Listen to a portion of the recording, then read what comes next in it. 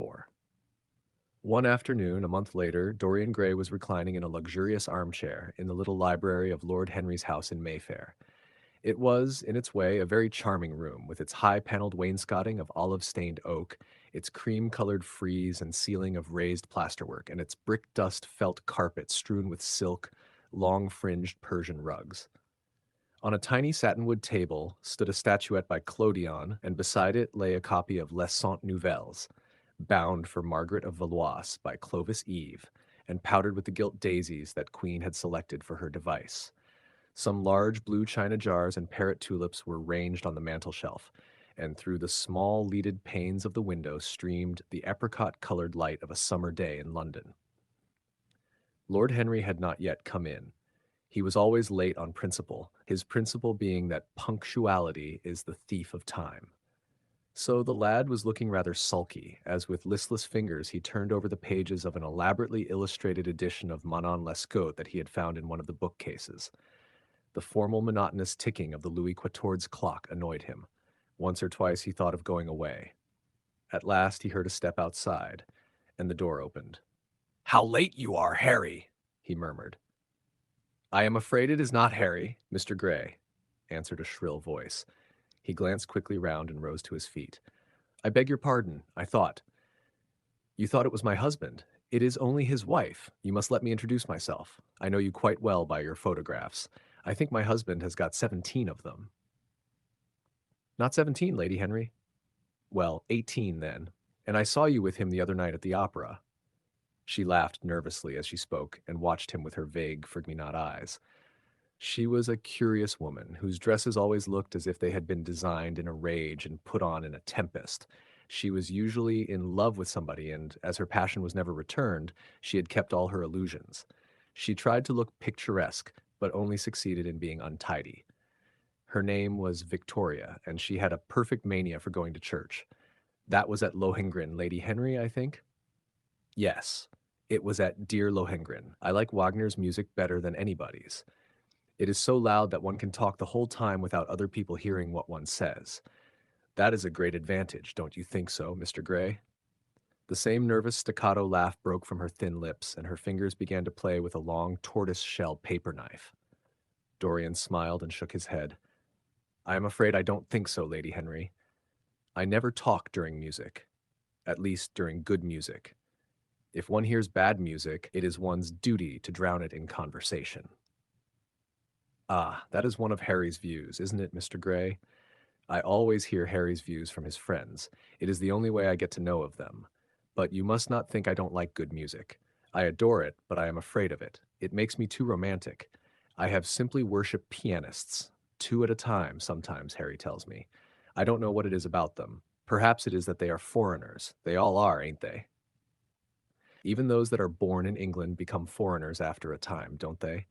It is so clever of them and such a compliment to art. Makes it quite cosmopolitan, doesn't it? You have never been to any of my parties, have you, Mr. Gray? You must come. I can't afford orchids, but I spare no expense in foreigners. They make one's rooms look so picturesque. But here is Harry. Harry, I came in to look for you to ask you something. I forget what it was, and I found Mr. Gray here. We have had such a pleasant chat about music. We have quite the same ideas. No, I think our ideas are quite different, but he has been most pleasant. I am so glad I've seen him." "I am charmed, my love, quite charmed," said Lord Henry, elevating his dark, crescent-shaped eyebrows and looking at them both with an amused smile. "So sorry I am late, Dorian. I went to look after a piece of old brocade in Wardour Street and had to bargain for hours for it. Nowadays people know the price of everything and the value of nothing." "I am afraid I must be going," exclaimed Lady Henry, breaking an awkward silence with her silly sudden laugh. "I have promised to drive with the Duchess. Goodbye, Mr. Gray. Goodbye, Harry. You are dining out, I suppose? So am I. Perhaps I shall see you at Lady Thornbury's." "I dare say, my dear," said Lord Henry, shutting the door behind her as, looking like a bird of paradise that had been out all night in the rain, she flitted out of the room, leaving a faint odor of frangipani. Then he lit a cigarette and flung himself down on the sofa. "Never marry a woman with straw-colored hair, Dorian," he said after a few puffs. "Why, Harry?" "Because they are so sentimental." but I like sentimental people. Never marry at all, Dorian. Men marry because they are tired, women because they are curious. Both are disappointed. I don't think I am likely to marry Harry. I am too much in love. That is one of your aphorisms. I am putting it into practice, as I do everything that you say. Who are you in love with? Asked Lord Henry after a pause. With an actress, said Dorian Gray, blushing. Lord Henry shrugged his shoulders. That is a rather commonplace debut. You would not say so if you saw her, Harry. Who is she? Her name is Sybil Vane. Never heard of her. No one has. People will some day, however. She is a genius. My dear boy, no woman is a genius. Women are a decorative sex. They never have anything to say, but they say it charmingly. Women represent the triumph of matter over mind, just as men represent the triumph of mind over morals. Harry, how can you? My dear Dorian, it is quite true. I am analyzing women at present, so I ought to know. The subject is not so abstruse as I thought it was. I find that, ultimately, there are only two kinds of women, the plain and the colored. The plain women are very useful. If you want to gain a reputation for respectability, you have merely to take them down to supper. The other women are very charming. They commit one mistake, however. They paint in order to try and look young. Our grandmothers painted in order to try and talk brilliantly. Rouge and esprit used to go together. That is all over now. As long as a woman can look 10 years younger than her own daughter, she is perfectly satisfied. As for conversation, there are only 5 women in London worth talking to, and 2 of these can't be admitted into decent society. However, tell me about your genius. How long have you known her? Ah, Harry, your views terrify me. Never mind that. How long have you known her? About 3 weeks. And where did you come across her? I will tell you, Harry, but you mustn't be unsympathetic about it. After all, it never would have happened if I had not met you. You filled me with a wild desire to know everything about life. For days after I met you, something seemed to throb in my veins. As I lounged in the park or strolled down Piccadilly, I used to look at everyone who passed me and wonder with a mad curiosity what sort of lives they led. Some of them fascinated me. Others filled me with terror. There was an exquisite poison in the air. I had a passion for sensations. Well, one evening about 7 o'clock, I determined to go out in search of some adventure. I felt that this gray, monstrous London of ours, with its myriads of people, its sordid sinners, and its splendid sins, as you once phrased it, must have something in store for me. I fancied 1,000 things. The mere danger gave me a sense of delight. I remembered what you had said to me on that wonderful evening when we first dined together, about the search for beauty being the real secret of life. I don't know what I expected, but I went out and wandered eastward, soon losing my way in a labyrinth of grimy streets and black grassless squares. About 8:30, I passed by an absurd little theater, with great flaring gas jets and gaudy playbills. A hideous Jew, in the most amazing waistcoat I ever beheld in my life, was standing at the entrance smoking a vile cigar. He had greasy ringlets, and an enormous diamond blazed in the center of a soiled shirt. Have a box, my lord? He said when he saw me, and he took off his hat with an air of gorgeous servility. There was something about him, Harry, that amused me. He was such a monster. You will laugh at me, I know, but I really went in and paid a whole guinea for the stage box. To the present day, I can't make out why I did so, and yet if I hadn't, my dear Harry, if I hadn't, I should have missed the greatest romance of my life. I see you are laughing. It is horrid of you. I am not laughing, Dorian. At least I am not laughing at you. But you should not say the greatest romance of your life. You should say the first romance of your life. You will always be loved, and you will always be in love with love. A grand passion is the privilege of people who have nothing to do.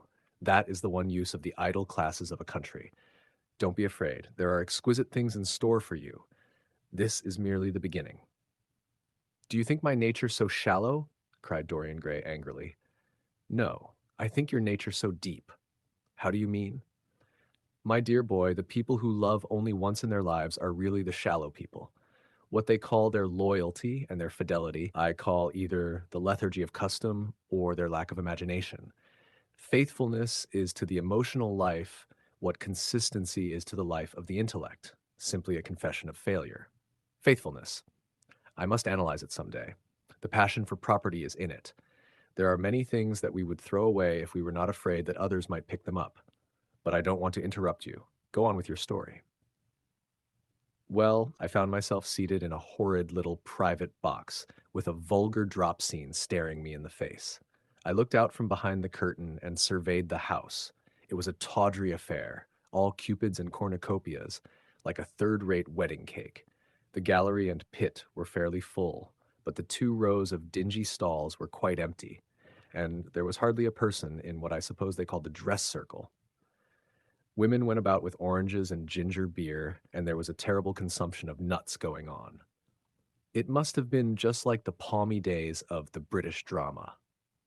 Just like I should fancy and very depressing. I began to wonder what on earth I should do when I caught sight of the playbill. What do you think the play was, Harry? I should think The Idiot Boy, or Dumb but Innocent. Our fathers used to like that sort of piece, I believe. The longer I live, Dorian, the more keenly I feel that whatever was good enough for our fathers is not good enough for us. In art, as in politics, les grands-pères ont toujours tort. This play was good enough for us, Harry. It was Romeo and Juliet. I must admit that I was rather annoyed at the idea of seeing Shakespeare done in such a wretched hole of a place. Still, I felt interested in a sort of way. At any rate, I determined to wait for the first act. There was a dreadful orchestra, take, presided over by a young Hebrew who sat at a cracked piano that nearly drove me away. But at last the drop scene was drawn up and the play began. Romeo was a stout elderly gentleman with corked eyebrows, a husky tragedy voice, and a figure like a beer barrel. Mercutio was almost as bad. He was played by the low comedian, who had introduced gags of his own and was on most friendly terms with the pit. They were both as grotesque as the scenery, and that looked as if it had come out of a country booth. But Juliet, Harry, imagine a girl hardly 17 years of age with a little flower-like face, a small Greek head with plaited coils of dark brown hair, eyes that were violet wells of passion, lips that were like the petals of a rose. She was the loveliest thing I had ever seen in my life. You said to me once pathos left you unmoved, but that beauty, mere beauty, could fill your eyes with tears. I tell you, Harry, I could hardly see this girl for the mist of tears that came across me. And her voice, I never heard such a voice. It was very low at first, with deep mellow notes that seemed to fall singly upon one's ear. Then it became a little louder and sounded like a flute or a distant hautboy. In the garden scene, it had all the tremulous ecstasy that one hears just before dawn when nightingales are singing. There were moments later on when it had the wild passion of violins. You know how a voice can stir one. Your voice and the voice of Sybil Vane are 2 things that I shall never forget. When I close my eyes, I hear them, and each of them says something different. I don't know which to follow. Why should I not love her? Harry, I do love her. She is everything to me in life. Night after night I go to see her play. One evening she is Rosalind, and the next evening she is Imogen. I have seen her die in the gloom of an Italian tomb, death sucking the poison from her lover's lips. I have watched her wandering through the forest of Arden, disguised as a pretty boy in hose and doublet and dainty cap. She has been mad and has come into the presence of a guilty king and given him rue to wear and bitter herbs to taste of. She has been innocent, and the black hands of jealousy have crushed her reed-like throat. I have seen her in every age and in every costume.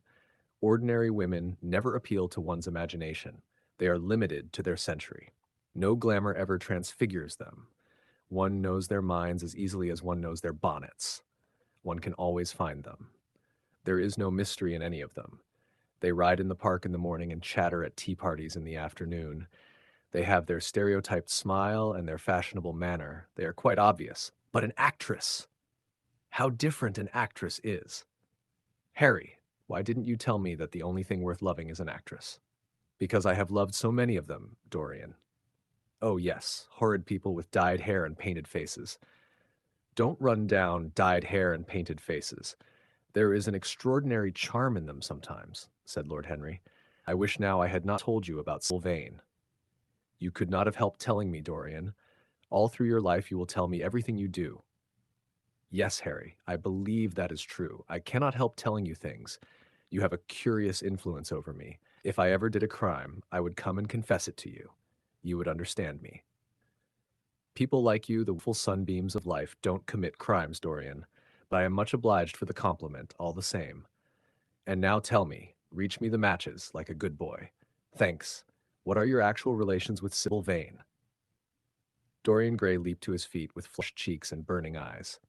Harry, Sybil Vane is sacred. It is only the sacred things that are worth touching. Dorian, said Lord Henry, with a strange touch of pathos in his voice. But why should you be annoyed? I suppose she will belong to you some day. When one is in love, one always begins by deceiving oneself, and one always ends by deceiving others. That's what the world calls a romance.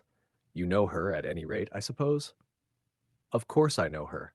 On the first night I was at the theater, the horrid old Jew came round to the box after the performance was over and offered to take me behind the scenes and introduce me to her. I was furious with him and told him that Juliet had been dead for hundreds of years and that her body was lying in a marble tomb in Verona. I think, from his blank look of amazement, that he was under the impression that I had taken too much champagne or something. I am not surprised. Then he asked me if I wrote for any of the newspapers. I told him I never even read them. He seemed terribly disappointed at that, and confided to me that all the dramatic critics were in a conspiracy against him, and that they were every one of them to be bought. I should not wonder if he was quite right there, but on the other hand, judging from their appearance, most of them cannot be at all expensive. Well, he seemed to think they were beyond his means, laughed Dorian. By this time, however, the lights were being put out in the theater, and I had to go. He wanted me to try some cigars that he strongly recommended. I declined. The next night, of course, I arrived at the place again. When he saw me, he made me a low bow and assured me that I was a munificent patron of art. He was a most offensive brute, though he had an extraordinary passion for Shakespeare. He told me once, with an air of pride, that his 5 bankruptcies were entirely due to the Bard, as he insisted on calling him. He seemed to think it a distinction. It was a distinction, my dear Dorian, a great distinction. Most people become bankrupt through having invested too heavily in the prose of life. To have ruined oneself over poetry is an honor. But when did you first speak to Miss Sybil Vane? The third night. She had been playing Rosalind. I could not help going round. I had thrown her some flowers, and she had looked at me. At least I fancied that she had. The old Jew was persistent. He seemed determined to take me behind, so I consented. It was curious my not wanting to know her, wasn't it? No, I don't think so. My dear Harry, why? I will tell you some other time. Now I want to know about the girl.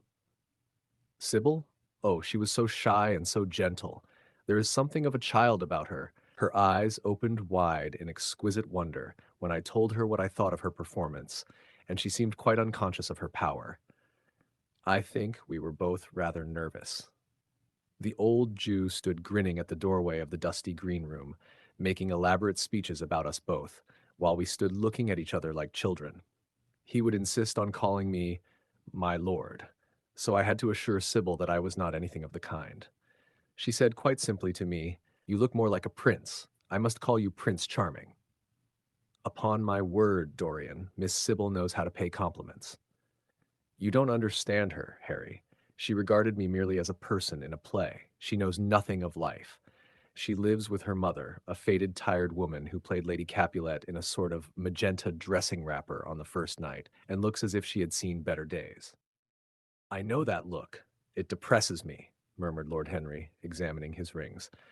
The Jew wanted to tell me her history, but I said it did not interest me. You were quite right.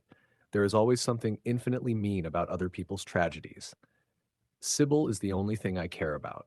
What is it to me where she came from? From her little head to her little feet, she is absolutely and entirely divine. Every night of my life I go to see her act, and every night she is more marvelous. That is the reason, I suppose, that you never dine with me now. I thought you must have some curious romance on hand. You have, but it is not quite what I expected. My dear Harry, we either lunch or sup together every day, and I have been to the opera with you several times, said Dorian, opening his blue eyes in wonder. You always come dreadfully late. Well, I can't help going to see Sybil play, he cried, even if it is only for a single act. I get hungry for her presence, and when I think of the wonderful soul that is hidden away in that little ivory body, I am filled with awe. You can dine with me tonight, Dorian, can't you? He shook his head. Tonight she is Imogen, he answered, and tomorrow night she will be Juliet. When is she Sybil Vane? Never. I congratulate you. How horrid you are. She is all the great heroines of the world in one. Dat, she is more than an individual. You laugh, but I tell you she has genius. I love her, and I must make her love me. You, who know all the secrets of life, tell me how to charm Sybil Vane to love me. I want to make Romeo jealous. I want the dead lovers of the world to hear our laughter and grow sad. I want a breath of our passion to stir their dust into consciousness, to wake their ashes into pain. My God, Harry, how I worship her. He was walking up and down the room as he spoke. Hectic spots of red burned on his cheeks.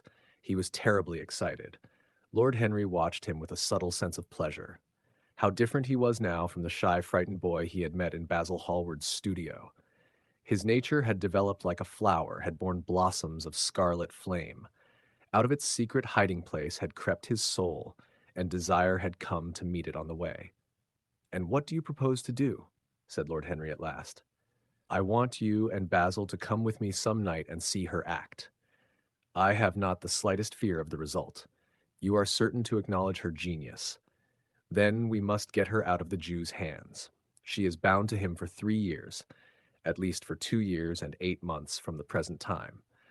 I shall have to pay him something, of course. When all that is settled, I shall take a West End theater and bring her out properly. She will make the world as mad as she has made me. That would be impossible, my dear boy. Yes, she will. She has not merely consummate art instinct in her, but she has personality also, and you have often told me that it is personalities, not principles, that move the age. Well, what night shall we go? Let me see. Today is Tuesday. Let us fix tomorrow. She plays Juliet tomorrow. All right, the Bristol at 8 o'clock, and I will get Basil. Not 8, Harry, please. 6:30. We must be there before the curtain rises.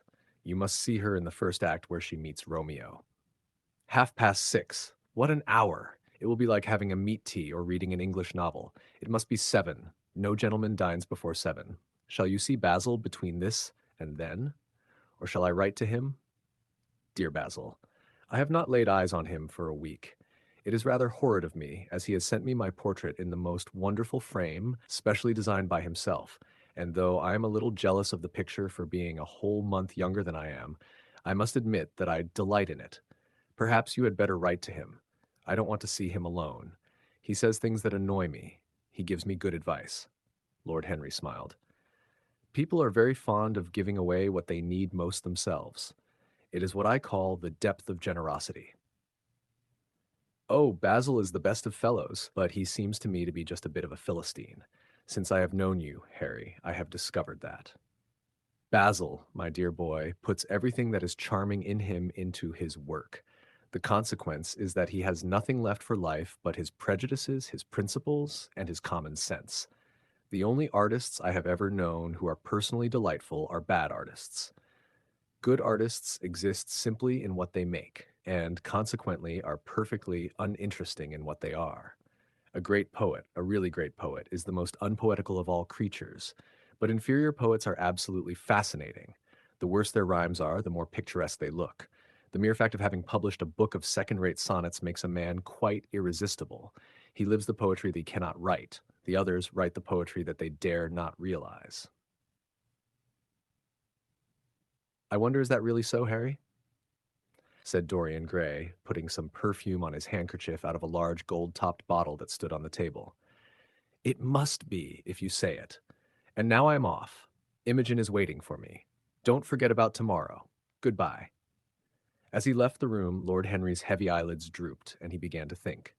Certainly few people had ever interested him so much as Dorian Gray, and yet the lad's mad adoration of someone else caused him not the slightest pang of annoyance or jealousy. He was pleased by it. It made him a more interesting study. He had been always enthralled by the methods of natural science, but the ordinary subject matter of that science had seemed to him trivial and of no import. And so he had begun by vivisecting himself, as he had ended by vivisecting others. Human life. That appeared to him the one thing worth investigating. Compared to it, there was nothing else of any value. It was true that as one watched life in its curious crucible of pain and pleasure, one could not wear over one's face a mask of glass, nor keep the sulphurous fumes from troubling the brain and making the imagination turbid with monstrous fancies and misshapen dreams. There were poisons so subtle that to know their properties, one had to sicken of them. There were maladies so strange that one had to pass through them if one sought to understand their nature. And yet, what a great reward one received! How wonderful the whole world became to one! To note the curious hard logic of passion and the emotional colored life of the intellect, to observe where they met and where they separated, at what point they were in unison and at what point they were at discord, there was a delight in that. What matter what the cost was? One could never pay too high a price for any sensation. He was conscious, and the thought brought a gleam of pleasure into his brown agate eyes, that it was through certain words of his, musical words said with musical utterance, that Dorian Gray's soul had turned to this white girl and bowed in worship before her. To a large extent, the lad was his own creation. He had made him premature. That was something. Ordinary people waited till life disclosed to them its secrets, but to the few, to the elect, the mysteries of life were revealed before the veil was drawn away. Sometimes this was the effect of art, and chiefly of the art of literature, which dealt immediately with the passions and the intellect. But now and then a complex personality took the place and assumed the office of art, was indeed in its way a real work of art, life having its elaborate masterpieces, just as poetry has, or sculpture, or painting. Yes, the lad was premature. He was gathering his harvest while it was yet spring. The pulse and passion of youth were in him, but he was becoming self-conscious. It was delightful to watch him. With his beautiful face and his beautiful soul, he was a thing to wonder at. It was no matter how it all ended, or was destined to end. He was like one of those gracious figures in a pageant or a play, whose joys seem to be remote from one, but whose sorrows stir one's sense of beauty, and whose wounds are like red roses. Soul and body, body and soul, how mysterious they were. There was animalism in the soul, and the body had its moments of spirituality. The senses could refine, and the intellect could degrade. Who could say where the fleshly impulse ceased or the psychical impulse began? How shallow were the arbitrary definitions of ordinary psychologists, and yet how difficult to decide between the claims of the various schools. Was the soul a shadow seated in the house of sin, or was the body really in the soul, as Giordano Bruno thought? The separation of spirit from matter was a mystery, and the union of spirit with matter was a mystery also. He began to wonder whether we could ever make psychology so absolute a science that each little spring of life would be revealed to us. As it was, we always misunderstood ourselves and rarely understood others. Experience was of no ethical value. It was merely the name men gave to their mistakes. Moralists had, as a rule, regarded it as a mode of warning, had claimed for it a certain ethical efficacy in the formation of character, had praised it as something that taught us what to follow and showed us what to avoid.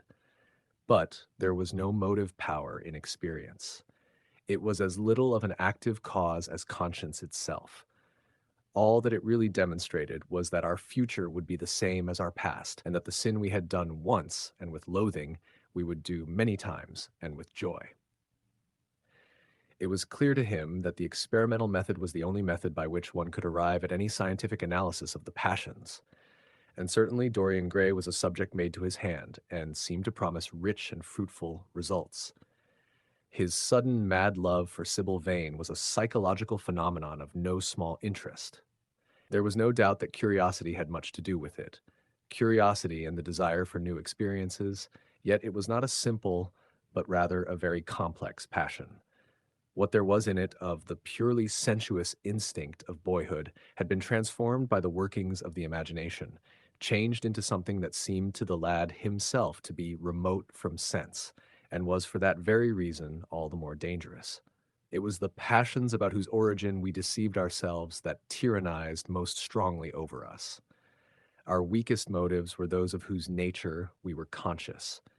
It often happened that when we thought we were experimenting on others, we were really experimenting on ourselves. While Lord Henry sat dreaming on these things, a knock came to the door, and his valet entered and reminded him it was time to dress for dinner. He got up and looked out into the street. The sunset had smitten into scarlet gold the upper windows of the houses opposite. The panes glowed like plates of heated metal. The sky above was like a faded rose. He thought of his friend's young, fiery colored life and wondered how it was all going to end. When he arrived home, about 12:30, he saw a telegram lying on the hall table. He opened it and found it was from Dorian Gray. It was to tell him that he was engaged to be married to Sybil Vane.